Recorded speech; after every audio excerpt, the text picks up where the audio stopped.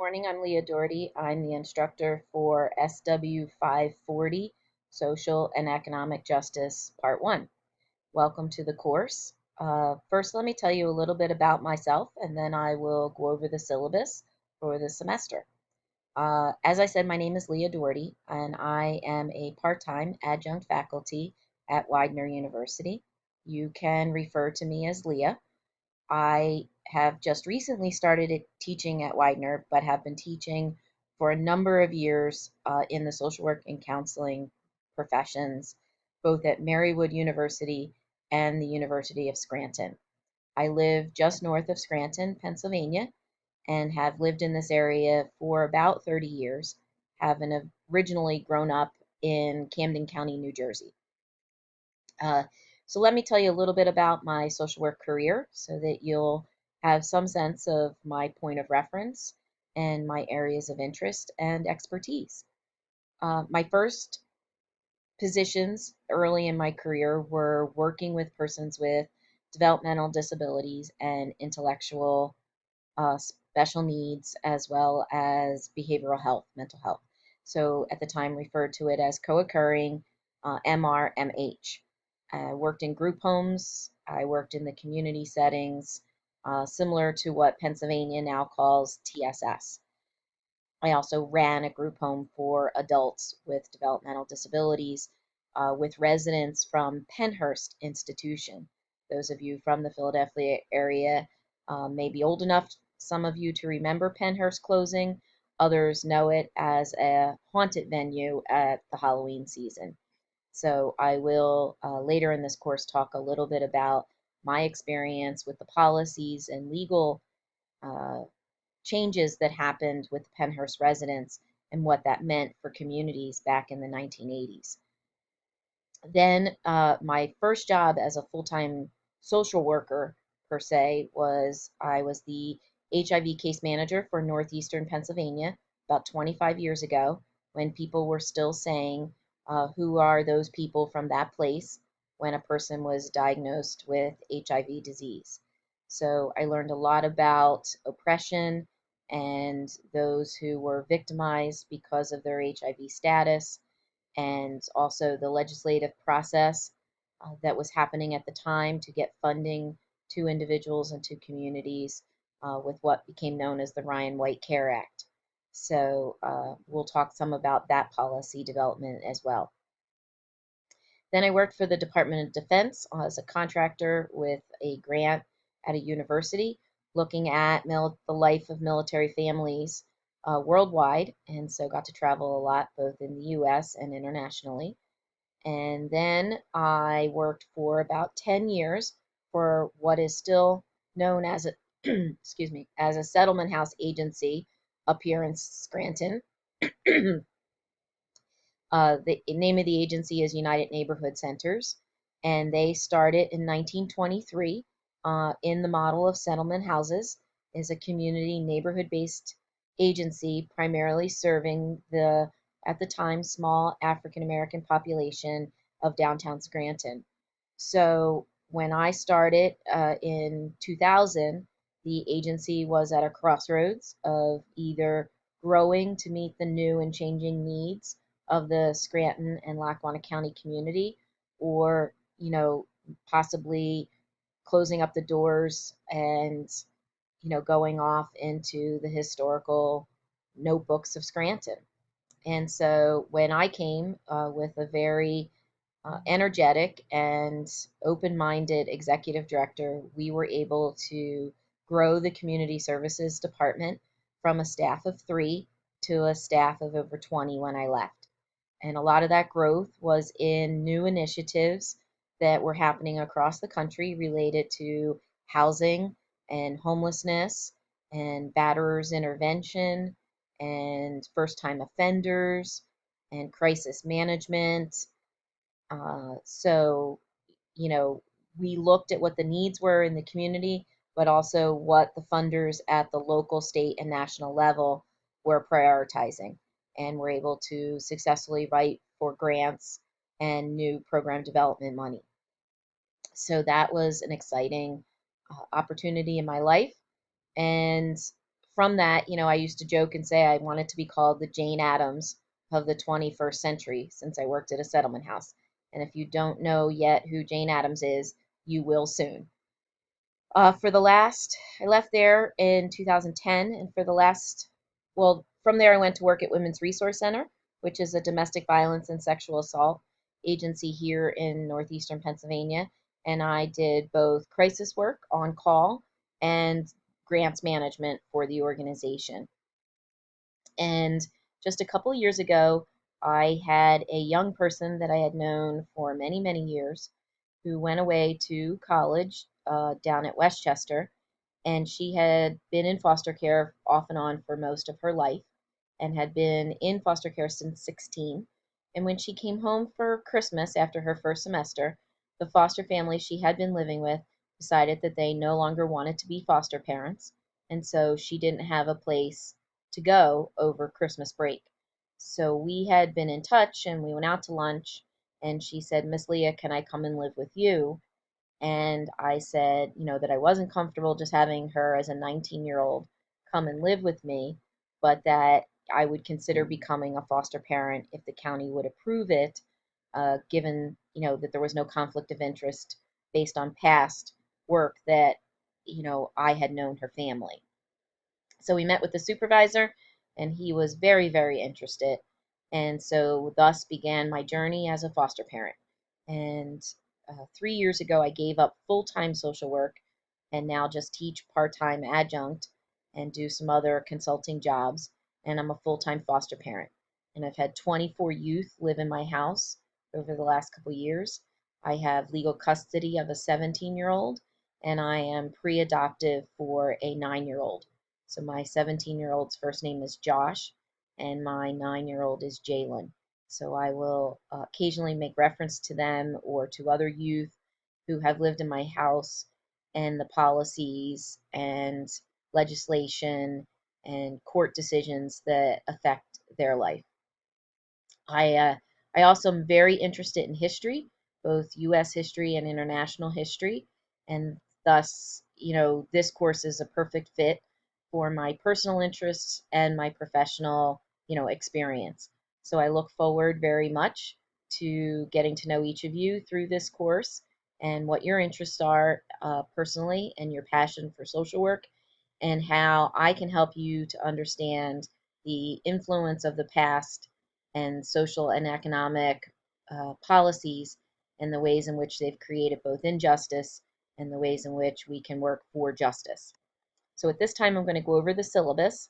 So I'm going to close this window of me, and I'm going to use Screencast-O-Matic, which is a software program that will let me go through and record myself talking as I go over the syllabus. So if you have any questions, please feel free to give me a call. My information will go out to you as part of this welcome email. All right, look forward to talking with all of you. Okay, so here we have the syllabus. This is summer 2 for Widener University. So for the next 7 weeks, we'll be covering this course. The course is Social and Economic Justice. It's the first of 2 courses in this sequence, and it provides you with an opportunity to examine and analyze the historical, philosophical, and value base of social welfare and social welfare policy. Just scrolling up here. Looking at how does the past impact what we still do today in the present. And I think it very much does. As you look at, our response to things today are very similar to how our parents and grandparents and even great grandparents reacted to social problems of their time. We'll look at power, class, oppression, poverty in America and in the world in order to develop the general skills you need to be an effective social work practitioner. Next, it goes through competencies and primary practice behaviors. This is related to accreditation. Widener is a CSWE accredited university, and so we are looking at how our course fits with the accreditation standards. So to identify as a professional social worker and conduct oneself accordingly, to apply social work ethical principles, to engage diversity and difference in practice, to advance human rights and social and economic justice, to look at research-informed practice and practice-informed research. How do we make decisions in policy based on research, or is it just someone making decisions because of a gut feeling? To apply knowledge of human behavior and the social environment to understand why do people behave the way they behave, and in what ways do we need to legislate that, to govern that, to criminalize or decriminalize behaviors, etc. And then engage in policy practice to advance the social and economic well-being. How can you be a policy advocate in your personal life and in your professional life? At the end of the course, these are your objectives. Trace the history of social welfare from English poor laws to present. Identify the influence of values and ideology on social policy choices. Know what your own personal values are, your own personal practice stance, and how you make assumptions. How those assumptions, affect your understanding of the past and the present. Identify empirically based social policy strategies that have been used to help human need and further social and economic justice. To identify the ways in which perceptions and personal beliefs about different populations of risk have influenced policy decisions. Identify political and organizational factors that have influenced this, political interest groups, social interest groups. What are the economic factors? I'm a big proponent in that economics is continuing to be a widening factor in why we see difference in our country. So I will talk a little bit more about what that means. Describe the roles of the legislator and judicial system. This goes back to your civics course or a U.S. history course in which you needed to understand the three branches of government and their roles and how they implement and put into practice laws and policies. Uh, Current policy and service delivery issues regarding poverty, federalism, universal versus targeted eligibility. Identify critical social policy issues. Now, what are we looking at? Recently, we've had issues or discussions around GLBT marriage, transgender persons' use of bathroom facilities in schools. We continue to talk about sexuality education in schools, policies around child abuse and child abuse reporting and child abuse prosecution. We have some recent legislation that was put forward in Pennsylvania and passed. So we will look at all of those and more. And then demonstrate basic skills of policy development and change, in terms of how do you become a policy advocate and how do you mobilize others. We'll apply various models of social well policy analysis, and you'll understand the relationship of a global context to national and personal social welfare. How many of you are following what's happening in Great Britain right now and what impact that's going to have both over in Europe and in the United States. There are two textbooks course, the Gilbert and Terrell Dimensions of Social Welfare Policy, 8th edition, and the Trattner book, which is a classic in social work history, From Poor Law to Welfare State. The course requirements, you must satisfactorily attend, meet appropriate academic ethical standards, show demonstration of required readings, participate in class activities, and obtain a B or better in the course. If you have any questions about any of that, please let me know. Please follow your student handbook and the MSW student manual for all policies regarding, standards of practice within the course, especially in relation to cheating and plagiarism, APA format, and other practical things. You are expected to be online multiple times during the week. Missing posts and responses and assignments will affect your grade. Please keep in regular contact with me. I just got done teaching an online course for Marywood University, and I had a student in the middle of the semester whose father passed away. And so, she kept in regular contact with me regarding the assignments that were due the week of the funeral. So, please let me know if there's something happening in your personal life that's impacting your participation in this course. Okay. Late assignments. If you are late, there are consequences. So again, please keep in touch with me. You are to upload all the appropriate assignments to the Dropbox in the course site, and some may be posted on discussion forums, so that others within the course can review them. And we'll go over that in a few minutes here. Okay, so revision policy. I may allow you to revise a paper as the course goes on. We'll talk more about that possibility, but the syllabus does allow that to be a possibility. And should you, for some reason, need to request an incomplete, you need to be in contact with me and also the online assistant online MSW program director. Okay. Professional behavior, your netiquette guidelines, what is okay to say and do as part of an online class. Remember that anything that you would not say in a classroom setting, you really should not say in an online setting. For example, you know, all caps is considered yelling at someone. And, if you wouldn't raise your voice in a classroom, don't raise your voice in an online posting. However, if you are trying to make a point, it's okay to italicize something or to capitalize, a word or two to make a point. Spelling, does count in your online postings, so please spell check. A lot of people type things up in Word and then copy them over into the discussion forum, particularly for their initial response. Okay. If you have any questions about any of this under the etiquette guidelines, please ask.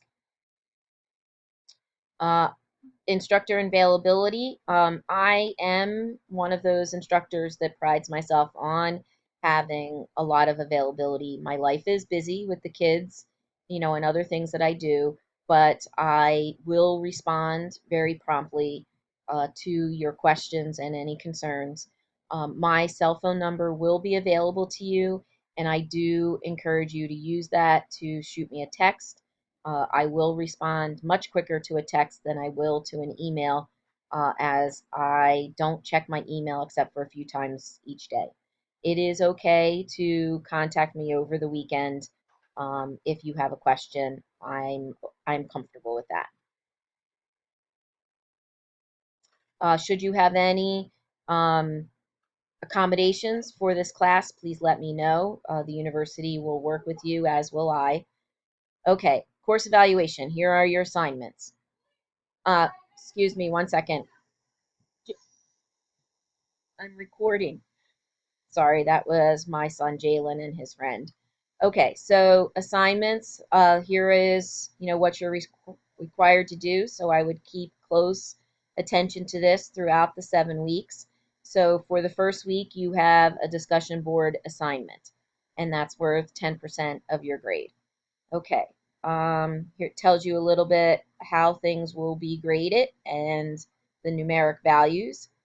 Then we get to course topics and assignments. So here are your readings and the links for all of the things that you need to prepare for your discussion board first posting. And then it will tell you, as we go down here, what you need to do. So for this first discussion board posting, you back up here a little bit. Okay. Before beginning this assignment, please be sure to complete the readings for the week and watch the videos, because you're going to be looking at several things: definitions, the roles, how social welfare policy gets made, and examples. The assignment is what we call an internet scavenger hunt. Please find an example of a social welfare policy, public policy, that was created in each of the following 3 ways. So 3 different policies: legislation, Supreme Court decision, and an executive order of the president. You may find legislation and a Supreme Court decision that addresses the same general issue or population. And because executive orders are more narrow and happen less often, it's okay if you find something on an executive order that's different. You can use mainstream news sources. I would start with a Google search, looking for things that have happened over the past 3 years. Um, there is a document in on Engage that tells you how to find public policies for.